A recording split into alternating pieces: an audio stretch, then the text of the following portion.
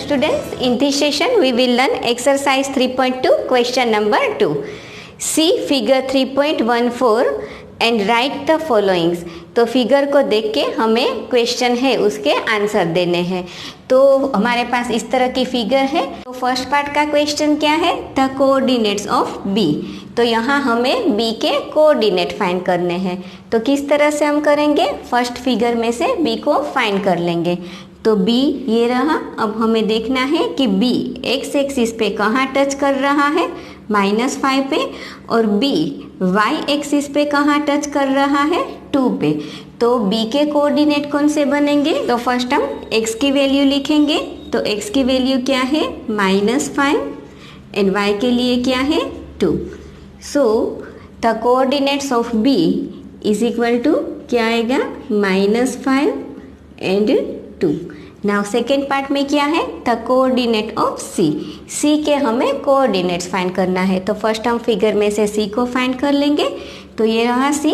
अब हम देखेंगे कि सी है वो एक्स एक्सिस पे कहाँ टच कर रहा है, 5 पे, और वाई एक्सिस पे कहाँ टच कर रहा है, -5 पे। तो सी के कोऑर्डिनेट कौन से बनेंगे? फर्स्ट हमें एक्स एक्सिस का लिखना है 5 एंड बाद में y एक्सिस के लिए -5। So the coordinate of c is equal to 5 -5। Third part का क्वेश्चन क्या है? The point identified by the coordinates -3 -5। हम देखें तो हमारे पास जो दो कोऑर्डिनेट्स है उसमें जो फर्स्ट है वो x एक्सिस के लिए होगा और सेकेंड जो वैल्यू है वो y एक्सिस के लिए होगा। तो x एक्सिस के लिए हमें क्या लेना है? -3। तो यहाँ हम देखें तो ये रहा -3 और y एक्सिस के लिए -5। तो -3 और -5 कहाँ पे मिल रहे हैं? पॉइंट E पे। -3 -5, तो जो पॉइंट है वो क्या है? E। तो यहाँ पॉइंट हमें आइडेंटिफाई करना है। तो आंसर क्या लिखेंगे? E। उसी हिसाब से फोर्थ पार्ट को सोल्व कर ले। The point identified by the coordinates 2 and -4। तो 2 है वो x एक्सिस के लिए होगा और 4 y एक्सिस के लिए। तो हम फाइंड कर ले 2 ये रहा x एक्सिस पे और -4 y एक्सिस पे। दोनों जो मिल रहे हैं वो कौन से पॉइंट पे है? G पॉइंट पे, 2 एंड -4। तो यहाँ हमें पॉइंट ही आइडेंटिफाई करना है। तो कौन सा पॉइंट है? G। नाउ फिफ्थ पार्ट के लिए क्वेश्चन क्या है? The abscissa of the point D। तो D पॉइंट के लिए हमें एब्सिसा फाइंड करना है। So abscissa means value of x। तो x की वैल्यू हमें फाइंड करना है पॉइंट D के लिए। तो फिगर में हम देख लें D पॉइंट कहाँ है? ये रहा। अब x के लिए उसके पास वैल्यू क्या है? 6। तो D पॉइंट के लिए हमें वैल्यू फाइंड करना है। तो हम देखेंगे कि x एक्सिस पे D कहाँ टच कर रहा है? 6 पे। तो आंसर क्या आएगा? 6।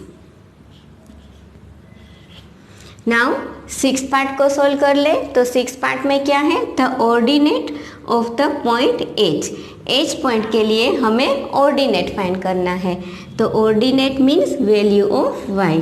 तो H पॉइंट के लिए y की वैल्यू क्या है ये हमें फाइंड करना है। फर्स्ट हम फिगर में से H पॉइंट को फाइंड कर लेंगे। तो यहाँ हम देखें तो H पॉइंट कहाँ है? ये रहा। अब हमें ऑर्डिनेट दैट मीन्स उसकी y की वैल्यू फाइंड करनी है। तो यहाँ y H है वो y एक्सिस को कहाँ टच कर रहा है? -3 पे। So ordinate of the point H is -3। Now seventh part के लिए क्या है? The coordinates of the point L। L के हमें कोऑर्डिनेट्स फाइंड करना है। तो फिगर में से हम देखें तो L ये रहा। अब L कहाँ है? y एक्सिस पे है। तो जब y एक्सिस पे कोई भी पॉइंट हो तो उसके लिए y की वैल्यू क्या है? 5।